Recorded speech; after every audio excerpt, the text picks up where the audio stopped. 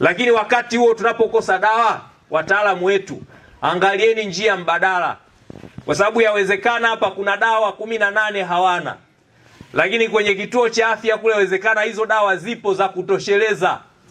Sasa badala kumwambia mwananchi aende akanunue, jitahidini kuchukua hizo dawa sehemu zingine, zileteni pale penye upungufu, ili wananchi wasiende kununua dawa, waendelee kuzipata katika kituo hicho hicho.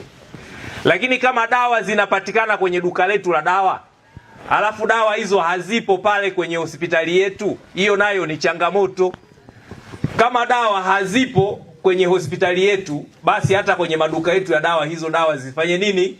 Zisiwepo.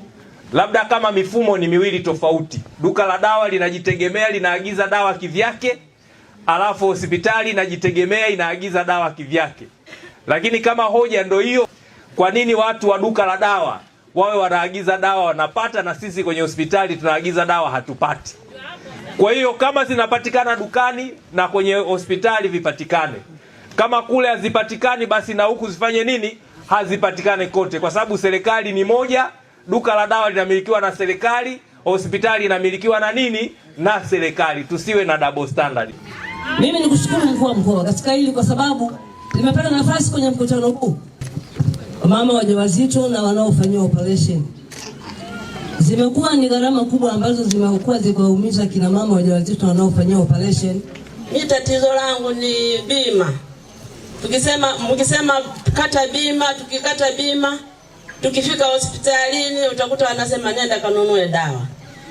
Gharama za operation kiuhalisia, sera yetu inatuelekeza kwamba wakina mama wakifika kwenye vituo vyetu vya huduma lazima huduma zao ziwe za bure. Iwapo ikitokea akapata changamoto ya bidhaa ambayo itahitajika na haipo ndani ya mazingira ya hospitali, ni lazima ndugu aambiwe na waende kuzifanya nini? Kuzinunua. Sasa kuna maduka yetu ya dawa ambayo yako ndani ya hospitali, ndio anakwenda kuchukua baadhi ya haya mahitaji. Sasa hayo mahitaji kwa nini yapatikane kwenye maduka ya dawa yetu ambayo tunamiliki sisi serikali, alafu yakosekane kule anakotakiwa? Unajua, ametuambia Dr. Samia Suluhu Hassan amepandisha bajeti ya upatikanaji wa bidhaa za afya kutoka milioni ngapi? Milioni 200. Milioni 200. Na sasa hivi mnapokea shilingi ngapi? Zaidi ya milioni 700. Zaidi ya milioni 700.